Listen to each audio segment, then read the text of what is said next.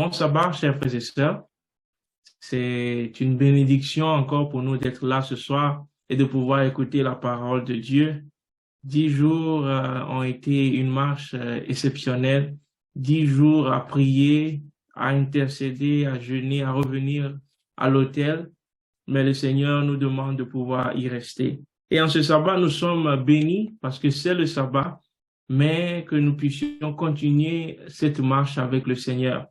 C'est un privilège pour moi d'avoir été avec vous durant ces 10 jours et je suis sûr que à chacun de nous, cela a fait du bien de passer du temps quotidiennement au pied du Seigneur, matin et soir, à pouvoir chercher Dieu, à pouvoir aussi écouter Dieu nous parler. Aujourd'hui, le message est un appel que le Seigneur veut lancer à chacun de nous. Et cet appel est de nous poser la question si nous pourrons aller, si il nous envoie. Et dans la Bible, il y a un prophète qui a répondu, oui, j'irai au Seigneur. Et c'est cette expérience que nous allons voir aujourd'hui et comment nous, en tant qu'adorateurs, nous pouvons aussi répondre à cet appel. Prions ensemble. Éternel Dieu notre Père, nous te disons merci parce que tu as été fidèle avec nous durant ces 10 jours. Seigneur, tu promets d'être avec nous tous les jours, pas seulement pour ces 10 jours, mais jusqu'à ce que tu reviennes. Merci pour ta présence. Et ce soir, je t'en supplie de pouvoir nous parler, de nous bénir de ta parole, mais de pouvoir permettre à chacun de nous de prendre cet engagement, de pouvoir aller pour toi. Seigneur, sois avec nous, édifie-nous, inspire-moi pour ta gloire. Au nom de Jésus, Amen. Le texte de base se trouve dans Ésaïe 6, le verset 8, qui nous dit « Qui enverrai-je? Qui ira pour nous ?» Je répondis « Me voici, envoie-moi. » Lorsque nous allons dans le contexte de cette histoire, nous voyons que Ésaïe était quelqu'un qui avait vraiment de l'amour pour le peuple de Dieu. Et le peuple de Dieu était entré dans une idolâtrie, dans de l'apostasie en ce moment. Et lorsque Ésaïe était en train de voir les personnes autour de lui, il se posait la question de comment est-ce que ce peuple pourrait changer? Qu'est-ce qui pourrait emmener ce peuple à pouvoir tourner de ces choses? Et pendant qu'il était en train de faire cette réflexion et qu'il était allé vers le temple pour prier, on dit à un moment donné, il y a une vision qu'il voit. Et dans cette vision, on dit qu'il voit le trône de Dieu.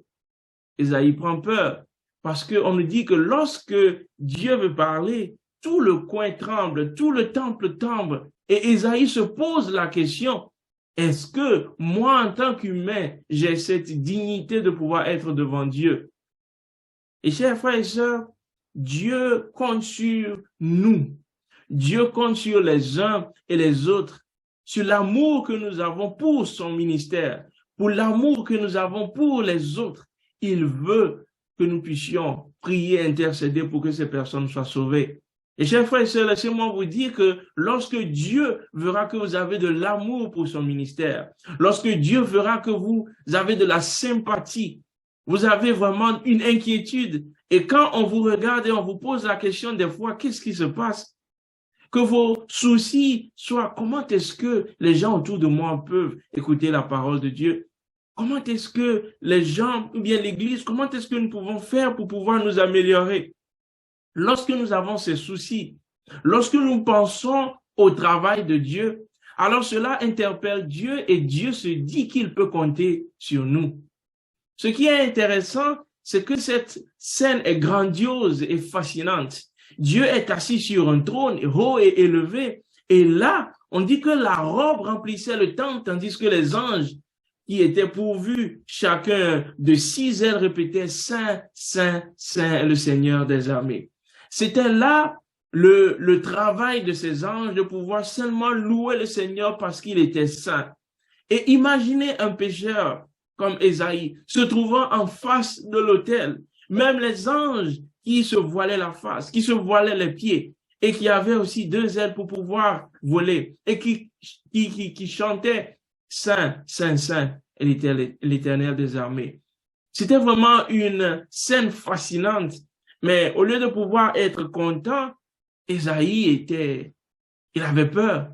Et là, il commence à pleurer parce qu'il se dit, malheur, malheur sur moi parce que je suis en la présence de l'Éternel. Mes lèvres sont impures, je suis perdu. Parce qu'il comprend qu'il ne peut pas voir Dieu et vivre. Mais vous savez, ce qui est intéressant, c'est que le Seigneur ne nous regarde pas à cause de nos fautes. Le Seigneur ne nous aime pas simplement parce que nous avons péché, mais le Seigneur nous aime parce qu'il nous a créés. Et là, il se pose la question, vous savez, j'imagine si moi j'étais en cette vision, ça fait peur. Parce qu'on ne peut pas se cacher devant Dieu, n'est-ce pas? Alors tout ce que j'ai fait de mauvais, tout de suite, je sais que Dieu les regarde et puis je me dis sincèrement que peut-être je serai frappé de mort parce que je ne peux pas rester en la présence de Dieu. Mais le Seigneur lui demande de ne pas avoir peur, de ne pas craindre. Et je vais demander que nous puissions lire vraiment ce que le Seigneur dit à Isaïe de manière claire. Le Seigneur, lorsqu'il apparut, Isaïe lui dit, malheur à moi, je suis perdu car je suis un homme dont les lèvres sont impures. J'habite au milieu d'un peuple dont les lèvres sont impures. Et mes yeux ont vu le roi, l'Éternel des armées. Mais l'un des séraphins vola vers moi, tenant à la main une pierre ardente qu'il avait prise sur l'autel avec des pincettes. Il en toucha ma bouche et dit, cela a touché tes lèvres, ton inquiétude est enlevée et ton péché est expié.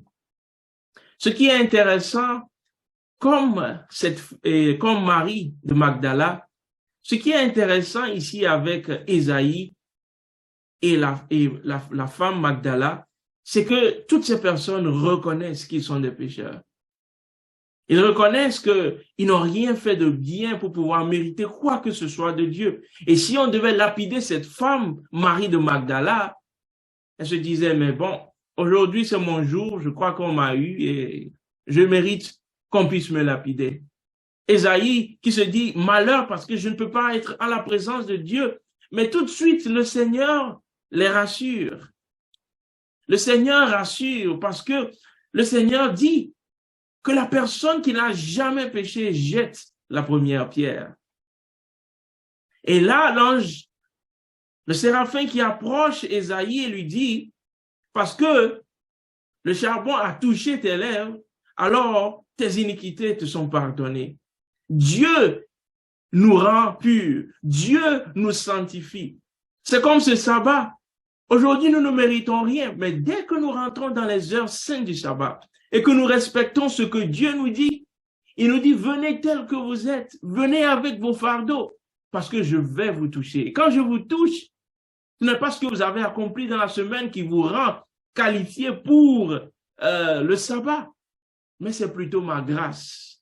C'est ma grâce qui permet que vous soyez sanctifiés, que vous soyez mis à part en ce sabbat. Et c'est ce que le Seigneur fait avec Ésaïe.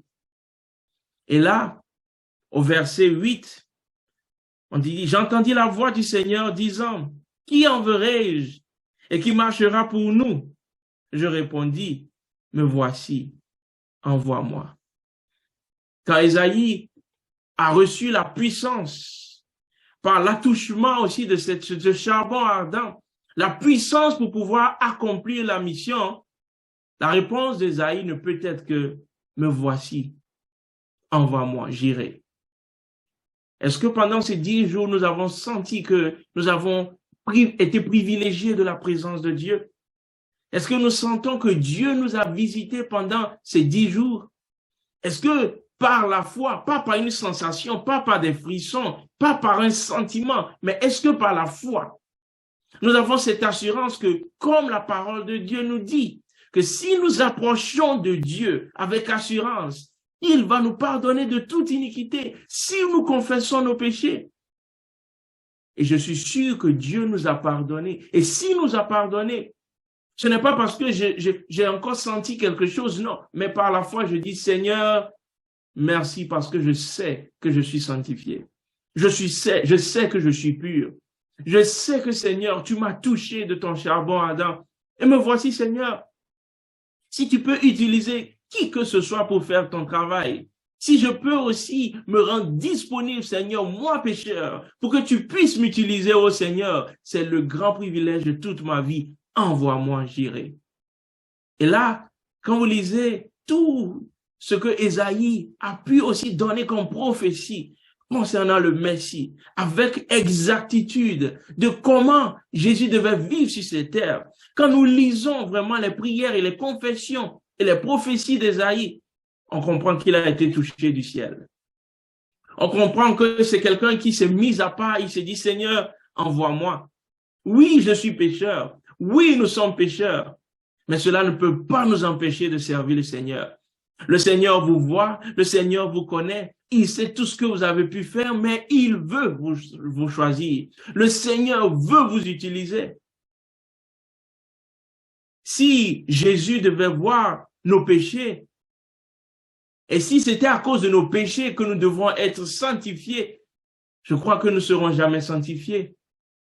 Mais le Seigneur nous fait grâce de comprendre que nous n'avons pas à faire quoi que ce soit, que seulement de nous présenter à lui, de l'accepter et de lui dire, Seigneur, nous sommes là. Vous savez, c'est lorsque nous sommes fidèles à Dieu, c'est lorsque nous craignons Dieu que nous pourrons adorer Dieu. Et nous pourrons aller où le Maître nous demande d'aller. Et lorsque nous avons confiance en Dieu, nous avons confiance parce que pendant ces 10 jours que nous avons avec lui, nous avons cette confiance parce que toute l'année qui reste devant nous est bénie. Et toute cette année que nous allons passer avec le Seigneur, nous avons la garantie que le Seigneur lui-même peut nous toucher. Et quand le Seigneur envoie, chers frères et sœurs, il qualifie toujours. Et c'est pour cela que Ésaïe se disait que je suis un homme qui vit aussi dans un monde de péché. Oui, regarde le peuple, Seigneur. Nous vivons dans un monde de péché. Ésaïe ne sait pas dire, moi, comme le pharisien, que moi, je jeûne 2 fois par semaine, je me soucie de ces personnes. Mais non, il a compris qu'il était au même rang que ces personnes. Ce n'est pas parce qu'il se souciait de la mission qu'il n'était pas pécheur. Mais il parle et il intercède au même moment avec le peuple. Aujourd'hui, le Seigneur compte sur nous. Lorsqu'on parle de pouvoir revenir à l'autel, oui, le Seigneur nous demande de rester à l'autel, mais à un moment donné, il veut nous envoyer. Il veut nous envoyer dans ce monde. Il veut que nous restions matin et soir à l'autel, mais dans la journée, le Seigneur veut nous envoyer en mission. Le Seigneur veut que nous puissions le représenter dans ce monde. Le Seigneur veut que nous soyons une lumière pour ce monde. Et aujourd'hui, l'appel est lancé. Que je sois adventiste il y a 40 ans, que je sois adventiste il y a 1 an, que je sois adventiste hier, ou que je ne sois pas encore chrétien, ou que je veux me baptiser, le Seigneur lance cet appel et nous dit, qui enverrai-je? Est-ce que c'est 38 personnes qui sont connectées? Et même plus que 38 parce qu'il y a des familles qui sont à 2, à 3. Est-ce que toutes ces personnes aujourd'hui sur cette ligne, petits et grands, est-ce que nous pouvons dire, Seigneur, j'irai? Je ne sais pas que l'avenir me réserve. Je ne sais pas ce que 2023 me réserve. On parle aussi d'inflation, on parle de beaucoup de choses, on nous dit beaucoup de mauvaises choses, mais Seigneur, j'irai. Parce que je sais que tu reviens bientôt. Je sais que tu veux qu'on prépare ton peuple. Et Seigneur, si tu m'aides, j'irai. C'est pour cela que j'aime aussi le cantique 500 qui nous dit, Seigneur, je te suivrai partout. Seigneur, je te suivrai partout. Si pour moi tu plaides, Seigneur, si tu m'aides, je te suivrai partout. Oui, nous devons avoir cette confiance en l'Éternel. Pas parce que les choses seront faciles pour nous, mais parce que nous avons cette assurance que le Seigneur sera avec nous. Hier, j'ai lu une histoire fascinante, mais qui m'a fait vraiment réfléchir.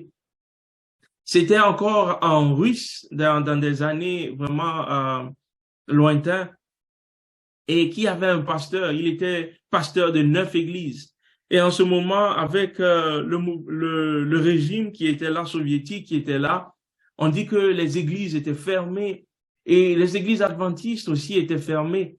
Et ce pasteur était un pasteur remarquable.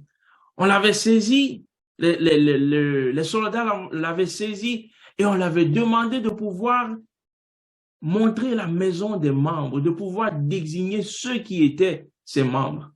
Et le pasteur a refusé de le faire. Et il a refusé de le faire et pour pouvoir être gratifié, on dit qu'on l'a emmené dans un camp. Et là, il a été en prison. Et on lui a encore demandé de pouvoir dénoncer ces personnes et il a refusé, il a été battu sévèrement. Et quand il fut battu, cela n'a pas l'empêché de pouvoir garder ses membres en prière. Il n'a rien dit.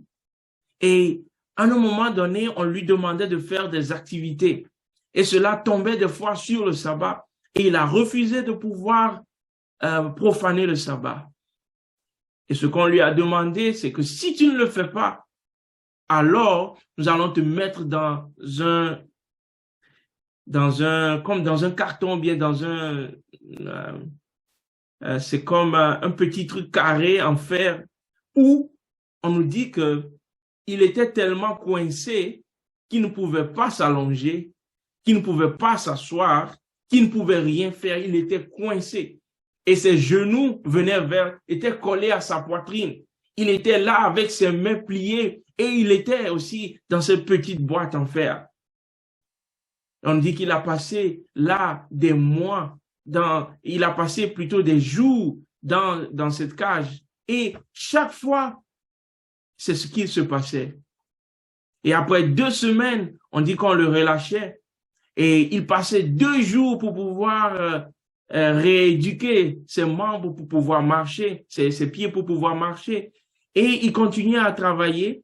Et lorsque le sabbat venait, on lui posait encore la question, est-ce qu'il allait travailler? Il disait qu'il n'allait pas travailler.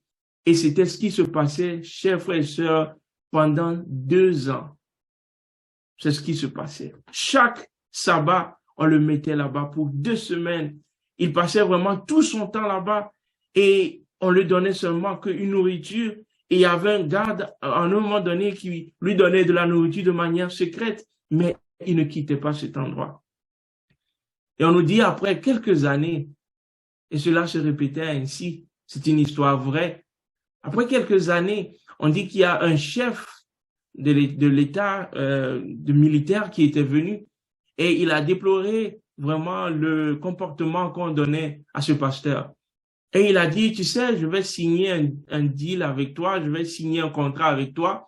C'est que si, à cause de ton sabbat, si tu peux aussi avoir de l'eau, si tu peux aussi ressourcer aussi la prison d'eau pour la semaine, en 6 jours, alors tu auras ton 7e jour le sabbat. Il était tellement content de pouvoir avoir cette proposition. Et là, il pria le Seigneur et lui demanda de pouvoir lui donner la force de pouvoir faire ce travail. Et là, on dit qu'on lui avait donné une âne et cette âne était tellement lente chaque fois et c'était tellement frustrant pour lui. Mais ce qui était fabuleux, chers frères et sœurs, c'est qu'au 6e jour, on dit que c'était comme si du feu qu'on avait mis en bas de l'âne. Et il allait, il revenait, il allait, il revenait, il allait, il revenait. Et c'est ça qui se passait pendant plus de 10 ans. Et on nous dit qu'à un moment donné, ce qui est arrivé, c'est que chaque sabbat, il se reposait, il avait son sabbat. Et un jour, on a pu le délivrer, il a pu aussi sortir. Et quand il est sorti, il est parti rejoindre sa congrégation après des années où ces choses étaient passées. Et on dit ce qui était encore plus fabuleux, c'est que lorsqu'il était déjà parti, il a laissé un témoignage. Et on dit que cet âne, ou bien cette mule, travaillait 6 jours, le 7e jour ne bougeait pas. On pouvait tout faire, mais elle ne bougeait pas. Cela était un témoignage qui a été laissé dans cette prison. Et chers frères et sœurs, quand je lis ces choses, je me pose la question, Believe, est-ce que tu peux faire cela? Est-ce que tu peux être fidèle à Dieu malgré toutes les souffrances, malgré toutes les difficultés? Quitter ton lieu de confort, quitter tout ce que tu peux avoir pour pouvoir souffrir pour le Seigneur. Parce que quand le Seigneur nous dit, qui enverrai-je? comprenons que nous sommes dans un monde où l'ennemi ne nous aime pas. Dieu ne nous a pas dit que forcément nous allons avoir des tribulations pareilles. Chaque personne a une manière de pouvoir faire face à ces situations. Mais le Seigneur promet de pouvoir nous donner la force nécessaire. Et ce que nous devons demander à Dieu maintenant sur l'autel, lorsque nous sommes à l'autel, ce que nous devons demander à Dieu, Seigneur, donne-moi la force pendant que le moment viendra pour pouvoir être fidèle. Chers frères et sœurs, quelle est notre réponse à Dieu ce soir? Après ces 10 jours de prière et de jeûne, quelle est notre réponse? Est-ce que nous allons répondre au Seigneur, j'irai? Est-ce que nous allons dire au Seigneur, Seigneur, à partir d'aujourd'hui, je veux que tu me donnes la force, pas pour me focaliser sur mes difficultés, pas pour me focaliser sur des choses que je ne sais même pas viendront, mais que je puisse avoir les yeux fixés sur toi.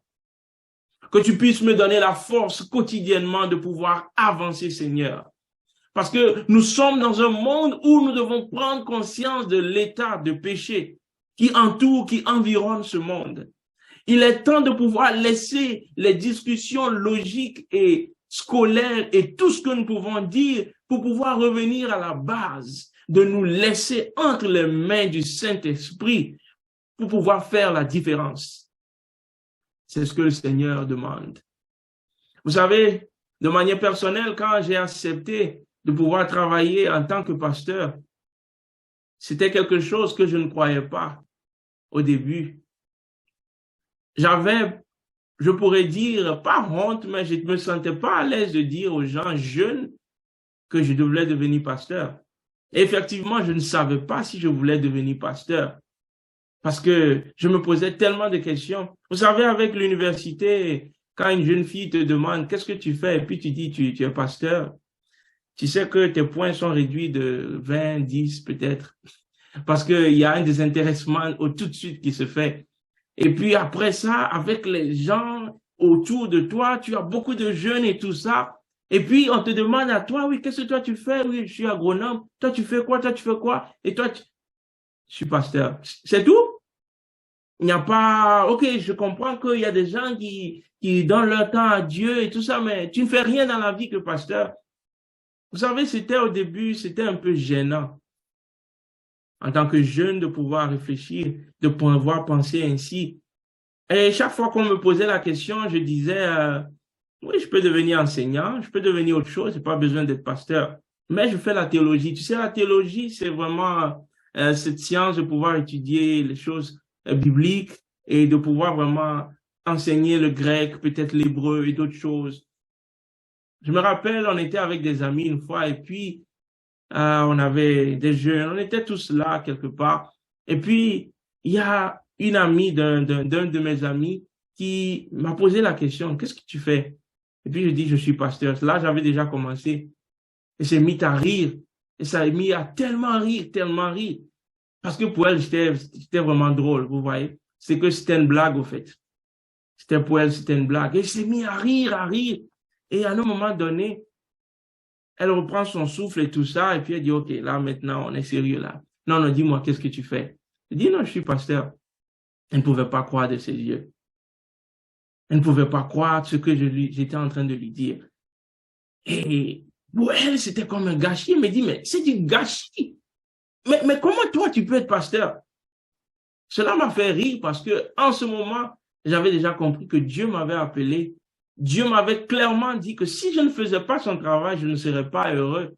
Pas une menace, mais Dieu me faisait comprendre pourquoi il m'avait appelé dans ce monde, pourquoi il voulait que je sois là.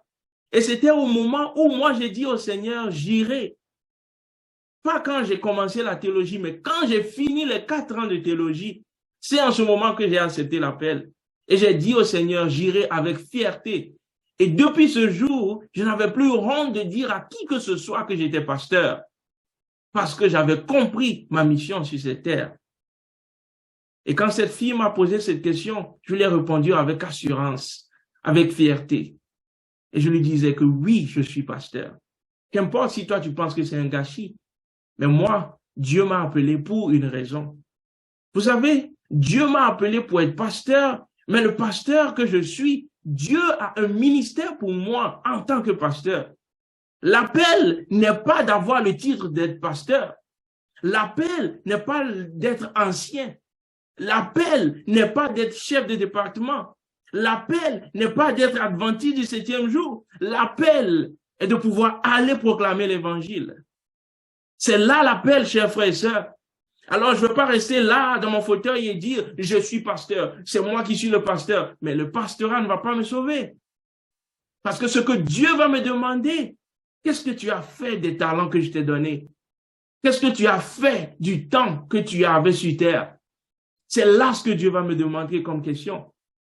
Dieu ne va jamais dire « et nous appelons à présent le pasteur, docteur, et il fut ancien, il a servi ici, il a servi ici, et maintenant nous avons le plaisir. » Il n'y aura rien de cela au ciel. Au jugement, il n'y aura rien de tout cela.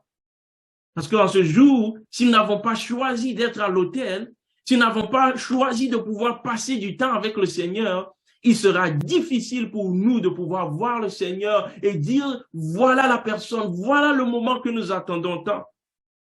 Mais nous crierons, ô montagne, tombez sur nous. Qui peut résister à la colère de Dieu? Chers frères et sœurs, je vous partage ce témoignage parce que je voudrais que nous puissions comprendre que c'est un privilège de pouvoir écouter ces paroles du Seigneur. Qui enverrai-je? C'est un privilège, c'est un honneur que nous devons aussi chérir, de pouvoir seulement demander au Seigneur, Seigneur, s'il te plaît, fais de moi ton instrument. Et je vous assure que le Seigneur nous a appelés tous. Ne croyez pas que le Seigneur a appelé seulement les pasteurs. Parce que moi, je me dis que j'ai le ministère, mais dans mon ministère, il faut que je trouve le ministère que Dieu m'a donné. Et c'est pour cela que nous ne sommes pas pareils. C'est pour cela qu'aujourd'hui, nous pouvons avoir plusieurs pasteurs. Nous avons de faux pasteurs, nous avons de bons pasteurs, nous avons tout. Nous avons des gens qui sont appelés le Christ, nous avons des antichrists, nous avons des pasteurs qui vont prendre aussi des pouvoirs ailleurs et tout ça. Mais le mot pasteur ne va pas nous sauver. Aujourd'hui, même être appelé pasteur, il faut faire attention où tu t'appelles pasteur. Parce qu'on voit que des pasteurs aujourd'hui, ils sont des arnaqueurs, des pasteurs sont des violeurs, des pasteurs sont des pédophiles, les pasteurs sont tout ce que vous pouvez citer. Parce que la société aujourd'hui a dépeint, la société aujourd'hui a terni aussi, a sali l'image d'un pasteur. Avant, le pasteur était quelqu'un de respecté. Mais aujourd'hui, personne aussi veut savoir ce que c'est. Tout simplement parce que l'ennemi utilise ce canal pour pouvoir banaliser l'œuvre de Dieu, pour pouvoir faire comprendre aux gens que même si ces personnes se comportent ainsi, mais qu'est-ce que moi j'ai à faire? Ne vous trompez pas, ne vous laissez pas duper par les pièges de l'ennemi, parce que Dieu nous a appelés à quelque chose de merveilleux.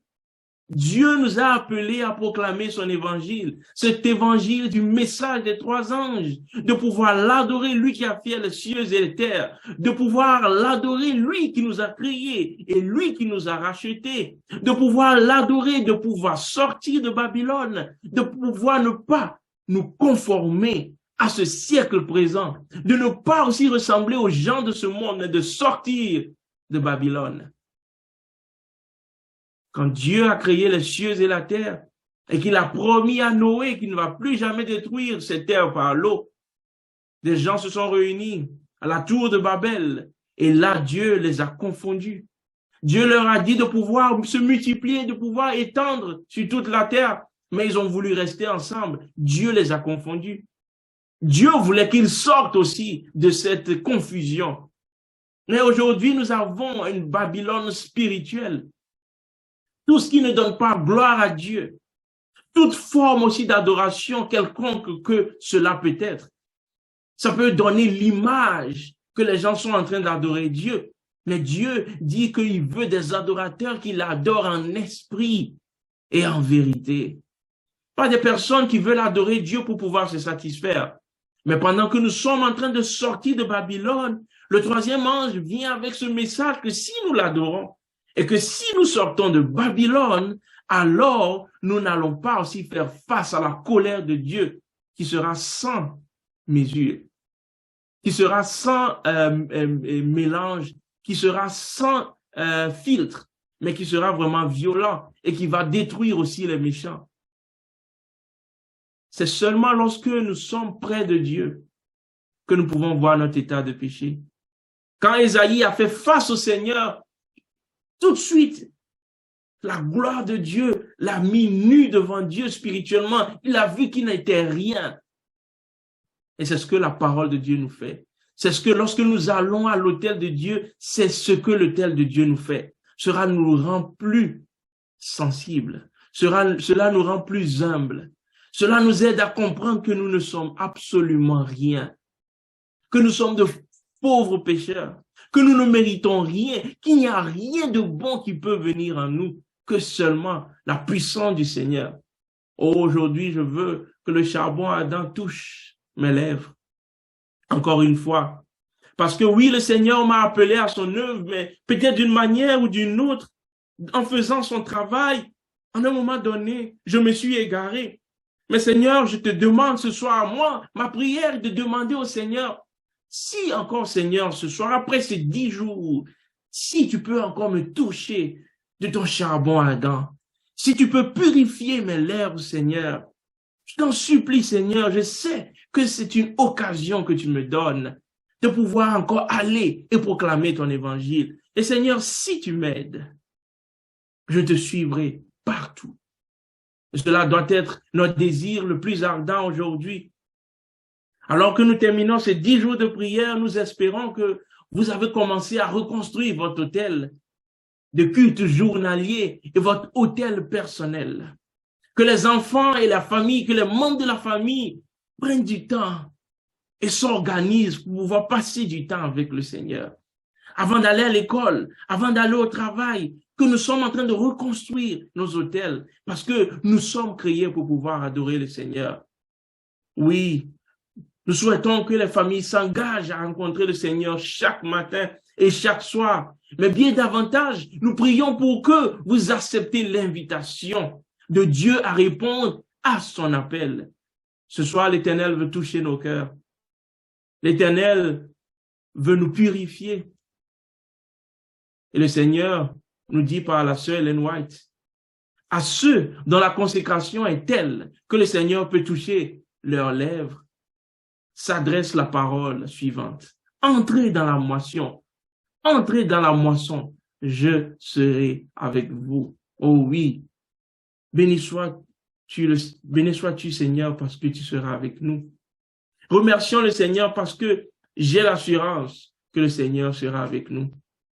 Moi, je ne sais pas comment 2023 va se présenter, mais une chose, je sais, le Seigneur sera avec moi. C'est sûr. Et quand je parle avec crainte, parce que je sais que des fois, l'ennemi, lorsque nous sommes contents de cette manière à pouvoir servir le Seigneur, il fait quelque chose toujours pour pouvoir nous déstabiliser. Il envoie un vent sec, un vent dur, une difficulté, une épreuve. Il va vraiment nous bouleverser.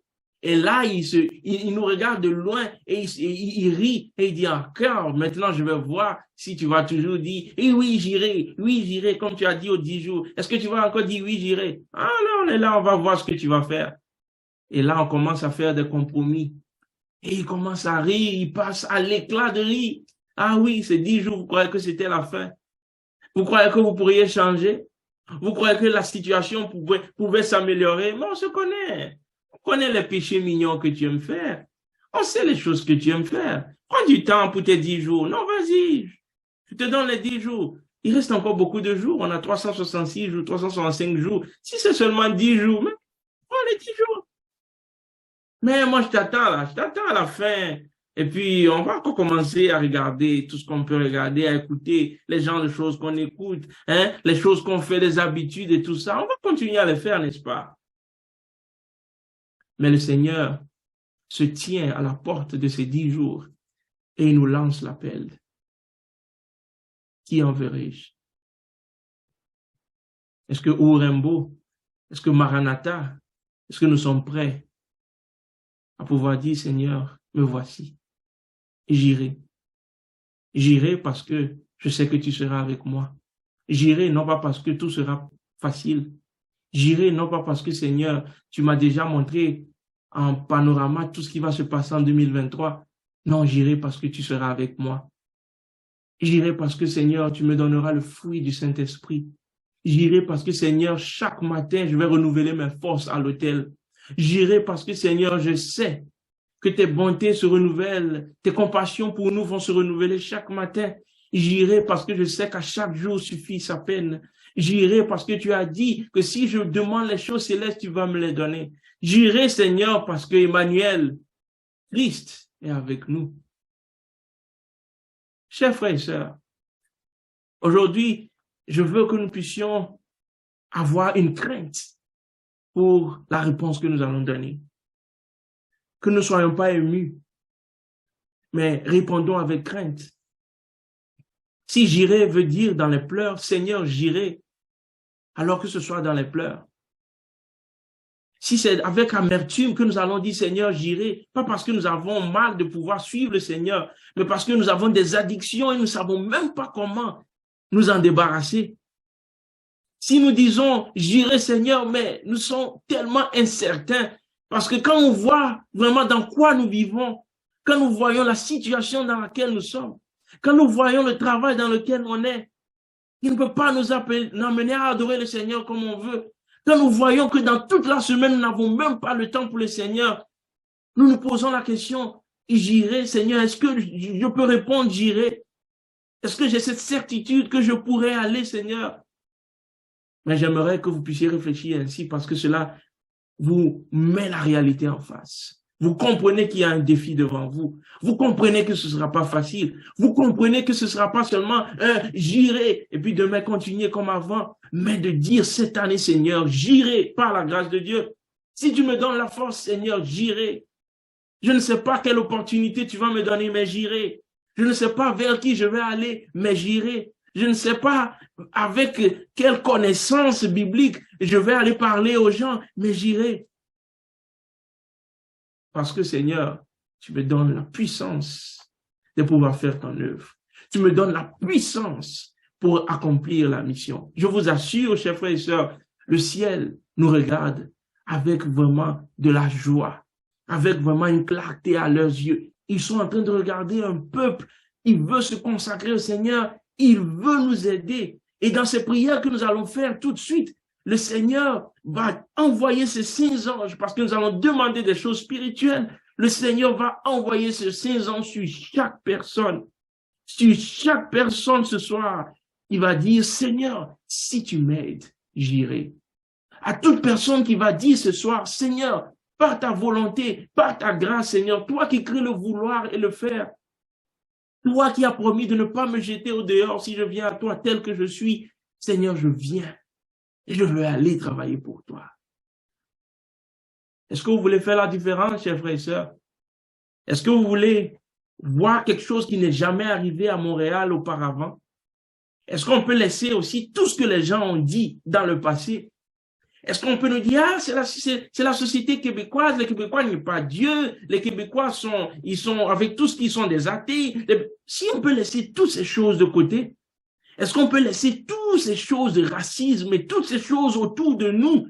Est-ce que nous pouvons laisser toutes ces craintes? Mais est-ce qu'au début, est-ce qu'en tant qu'Église, on peut laisser toutes ces rivalités, toutes ces hypocrisies? Est-ce qu'on peut laisser tous ces mensonges et toutes ces choses que nous faisons qui ne donnent pas gloire à Dieu? Est-ce que nous pouvons les laisser de côté? Je vous assure, qu'en laissant ces choses de côté, une chose qui n'est jamais arrivée à Montréal auparavant, sera sur le point d'arriver. Pas parce que nous sommes waouh, pas parce que nous sommes spéciaux que les autres, mais simplement parce que nous avons dit, Seigneur, j'irai. Et parce que le Seigneur va nous toucher avec son charbon ardent. Il va aussi mettre les paroles sur nos lèvres. Il va nous sanctifier. Et lorsque vous direz même à quelqu'un bonjour, vous n'aurez pas l'imagination de la puissance qu'il y a dans votre bonjour. Lorsque vous allez voir quelqu'un et dire, est-ce que je peux prier avec toi? Vous ne saurez pas la puissance que votre prière aura. Lorsque vous allez voir des gens et que vous serez bienfaisant envers eux, vous ne savez pas aussi quel impact cela aura. Lorsque vous allez aller dans vos emplois, vous ne savez pas l'Esprit Saint qui va vous accompagner. Mais il faut répondre à l'appel, chers frères et sœurs. il faut dire j'irai. Il faut dire Seigneur, nous sommes prêts à aller. Aujourd'hui, je veux que nous puissions prendre cela au sérieux, que nous puissions vivre et de nous renforcer sur nous-mêmes. Ne regardons pas les autres. Ne regardons pas, ah, l'église c'est compliqué maintenant, c'est compliqué, cette personne, non, oublions la foi des autres, oublions la vie spirituelle des autres. Chacun est à son hôtel, chacun rebâtit son hôtel, chacun est conscient qu'il a quelque chose à faire. Construisons nos hôtels, réparons nos hôtels et présentons-nous devant Dieu. Quand l'hôtel est réparé, quand nous venons matin et soir, comme le feu qui est descendu aussi sur le sacrifice d'Élie, qui représentait la présence de Dieu, Dieu va agréer notre autel et il sera avec nous. Et quand nous serons maintenant devant la présence de Dieu et que nous allons reconnaître combien nous sommes pécheurs et qu'avec humilité nous allons dire Seigneur, nous ne sommes pas dignes d'être en ta présence. En ce moment précis, pendant que nous n'avons rien à présenter à Dieu, le Seigneur va me dire, je te touche de mon charbon ardent. Moi, je te rends pur, je te sanctifie. Et maintenant, est-ce que tu iras pour moi? Oh oui, j'irai, Seigneur, pour toi, parce que tu vas me donner tout ce dont j'ai besoin. Nous allons prier, chers frères et sœurs. La question, l'appel est posé. Qui enverrai-je? Réfléchissons à cet appel. Ne disons pas, oui, Seigneur, j'irai. Non. Prenons du temps. Examinons notre vie. Et Seigneur, tu sais que je ne peux pas aller. Je ne suis pas encore prêt. Je ne suis pas encore prêt sans toi, Seigneur. Mais si tu m'aides, Seigneur, si tu me donnes la force, Seigneur, j'irai. Je veux aller, mais Seigneur, je ne veux pas dire j'irai comme avant pour retourner en arrière. Je veux aller cette fois-ci. Je veux me lever et que dans l'église, nous ayons des témoignages. Nous voulons travailler. Nous voulons que la pluie de l'arrière-saison tombe sur nous et que nous puissions témoigner pour le Seigneur. Nous avons besoin du Saint-Esprit. Et quand j'entends cette prière avec laquelle nous pouvons nous inspirer, qui nous dit, oh Dieu, le fait que tu dois poser cette question est suffisant pour nous interpeller. Car nous n'avons pas tenu compte de l'appel à te servir et à te proclamer. Parfois, nous nous sentons dépassés par la tâche apparemment impossible de l'évangélisation mondiale. D'autres fois, nous sommes simplement trop occupés par nos propres vies, par nos propres agendas, par nos propres désirs. Nous sommes désolés, Seigneur. Pardonne-nous et utilise-nous dans ta vie. Nous t'en prions. Sur cette prière, prions de manière silencieuse. Demandons pardon au Seigneur parce que nous n'avons pas compris comment pressant et important son appel. Mais Seigneur, aujourd'hui, utilise-nous dans ta vie. Prions de manière silencieuse.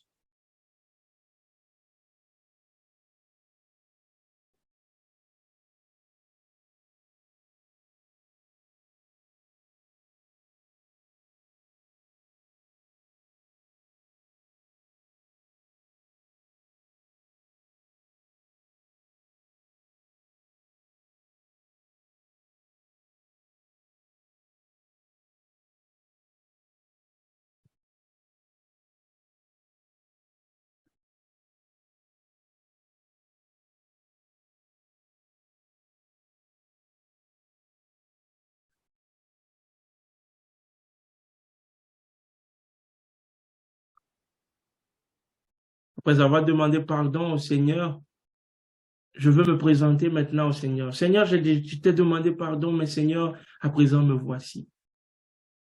Jésus, d'où maître tu as appelé et maintenant je réponds. Me voici, je n'ai pas grand-chose à apporter, mais savoir que tu es à mes côtés et tout ce que je dois savoir, car ceux que tu envoies, tu les équipes pour qu'ils soient capables d'accomplir les œuvres du Christ. Alors, Seigneur, me voici, Seigneur. Prends la personne que je suis et glorifie-toi à travers ma vie, Seigneur. Prions en nous inspirant de cette prière. Disons à Dieu, Seigneur, me voici.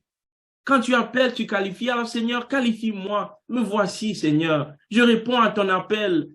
Envoie-moi, Seigneur.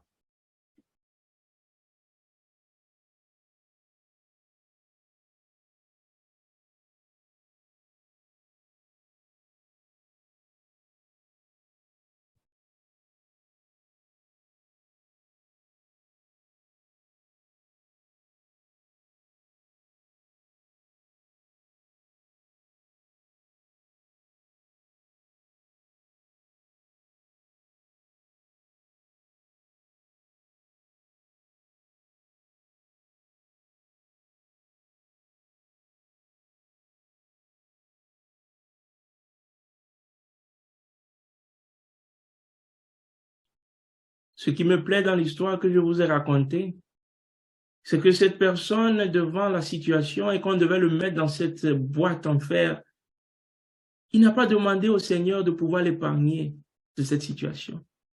Mais il a demandé, Seigneur, de pouvoir lui donner la force, d'être courageux et de résister. À présent, pendant que le Seigneur, nous disons, Seigneur, envoie-moi, demandons au Seigneur de nous donner le courage nécessaire. Seigneur, nous réalisons que le but de nos vies est de révéler ton caractère d'amour en ce monde.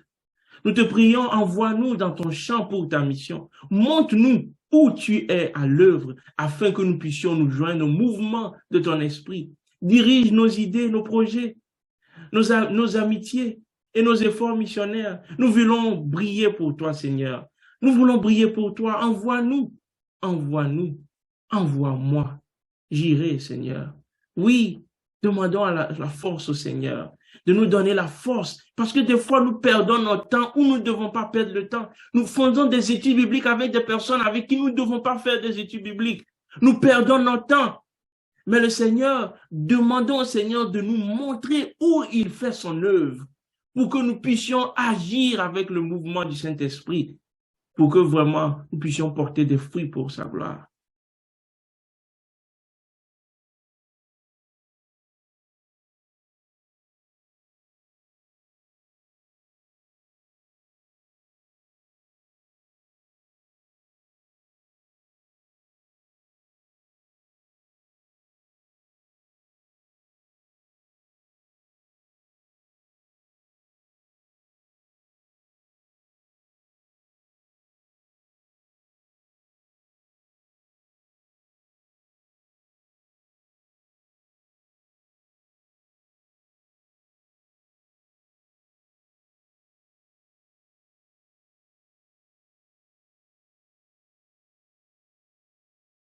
Éternel Dieu notre Père, gloire ne te soit rendue d'éternité en éternité, car tu es Dieu.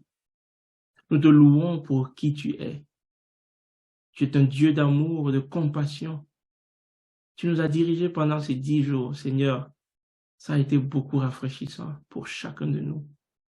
Je te dis merci parce que, Seigneur, ce message a trouvé une place dans nos cœurs. Tu as frappé, Seigneur, nous t'avons ouvert nos portes. Et Seigneur, nous te demandons de rester dans nos cœurs, de s'installer, Seigneur, de prendre tous les compartiments de nos cœurs. Seigneur, ne laisse rien à Satan. Prends tout de nous. Nous nous consacrons à toi, Seigneur. Nous voulons que tu nous touches de ton charbon ardent. Nous voulons travailler pour toi. Oui, Seigneur, je reconnais qu'on n'a pas toujours fait ta volonté. Oui, Seigneur, il arrive que des fois, on n'arrive pas à se lever parce qu'on est fatigué. Il est évident, Seigneur, que ce n'est pas tous les matins que j'ai prié pour ton peuple. Il y a des matins où je ne me suis pas réveillé à temps. Il y a des matins où j'étais occupé à faire autre chose. Et Seigneur, je reconnais cela. Le fait de pouvoir prier, intercéder, n'est pas tout ce que tu veux. Tu veux que nous puissions le faire tous les jours. Tu veux que nous puissions rester à l'autel. Tu veux que nous ne puissions pas seulement montrer une forme d'apparence, mais que nous soyons spirituels comme tu le veux. Tu ne veux pas que nous puissions faire plaisir aux hommes, mais pour que nous puissions plutôt, toi, te faire plaisir. Seigneur, toutes les gloires que on peut avoir, Seigneur, ne nous appartient pas. C'est toi seul, à toi seul que la gloire appartient. Seigneur, je te dis merci parce que tu m'as utilisé pendant ces 10 jours. Je te dis merci parce que, Seigneur, c'est à toi seul la gloire revient. Tout ce qui a été dit, Seigneur, pendant ces 10 jours, Seigneur, te revient. C'est à toi la gloire, Seigneur. Je ne suis pour rien, Seigneur. Je ne suis qu'un instrument que tu as utilisé. Mais tu as parlé, tu nous as parlé à ton peuple, tu m'as parlé, Seigneur. Tu nous interpelles à revenir à ton autel, à demeurer avec toi matin et soir, mais de pouvoir aller pour la mission. Seigneur, s'il te plaît, Seigneur, si tu peux utiliser qui que ce soit, s'il te plaît, utilise-nous aussi. Nous voulons que tu nous utilises pour ta gloire. Mets-nous à part, Seigneur. Sanctifie-nous, consacre-nous pour ta gloire. Et permets que ces 10 jours de prière soient le début d'une expérience merveilleuse avec toi, jamais auparavant vécue. Seigneur, nous sommes là devant toi. Nous nous humilions devant toi. Aie pitié de nous, Seigneur. Guéris nos terres. Réconcilie les familles, Seigneur. Donne de la force aux gens, Seigneur. Montre-leur que tu es avec eux. Mais Seigneur, tu lances toujours ton appel. Permets que nous puissions te suivre. Et permets que demain, en venant à l'église, que Seigneur, ton esprit nous anime. Que nous soyons contents de participer à ton culte. Que nous puissions être contents de faire partie de l'église où nous sommes.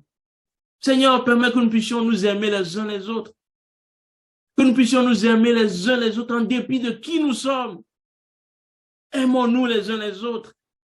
Permets que nous puissions de manière pratique montrer à nos frères, à nos sœurs, que nous avons répondu à l'appel. Et qu'ensemble, Seigneur, nous puissions faire de grandes choses pour toi. Reçois l'honneur et la gloire. À présent, Seigneur, que la paix et la grâce soient sur l'église de Urembo. Que la paix et la grâce soient sur l'église de Maranatha. Soient sur tous les membres qui s'y connectés. Soient sur tous les membres apostasiés. Sois sur tous les membres qui n'ont pas pu venir ce soir. Sois sur tous les membres, Seigneur, et que tu nous vivifies, Seigneur. Tu as besoin, peut-être pas de tout le monde, mais avec le nombre qui est là, Seigneur, ce soir, tu peux faire la différence. Alors fais la différence pour ton peuple. Sanctifie-nous, Seigneur, et que nous puissions répondre à l'appel. Que la grâce et la paix du Seigneur soient avec chacun de nous, dès maintenant et à jamais. Et bon sabbat sous le regard du Seigneur. Amen. Amen. Amen. Merci, chers frères et sœurs. Amen. Amen. Je vais demander maintenant, si c'est possible, à chacun de pouvoir ouvrir sa caméra, tout juste pour pouvoir se souhaiter bon sabbat et de pouvoir dire aux gens que Dieu nous a bénis pendant ces 10 jours. Souhaitons-nous bon sabbat pour ceux qui peuvent allumer leur caméra. C'est aussi l'occasion de se voir en tant que Urembo, en tant que différents peuples. Il y a des gens que nous regardons, peut-être qu'on ne connaît pas. Bon sabbat à tout le monde, que Dieu vous bénisse. Ça a été des moments merveilleux que nous avons passés ensemble. Ça a été vraiment rafraîchissant. Je remercie le Seigneur parce qu'il a travaillé, il a agi dans son peuple. Et j'ai cette joie d'être avec vous. J'ai cette joie que nous soyons ensemble en tant que troupeau, en tant que pasteur, en tant qu'ancien, en tant que peuple de Dieu. Le Seigneur a une mission à nous accorder. Aimons-nous les uns les autres. Laissons tout ce qui est de côté. Nous avons une mission, chers frères et sœurs. Chers enfants, chers jeunes, nous avons une mission. Dieu nous appelle. Venons ensemble pour pouvoir travailler pour le Seigneur. Et je peux assurer que le Saint-Esprit va descendre sur notre église, sur nos églises. Et nous aurons des témoignages à rendre au Seigneur. Bon sabbat, que le Seigneur nous bénisse. Amen. Amen. Amen. Bon sabbat.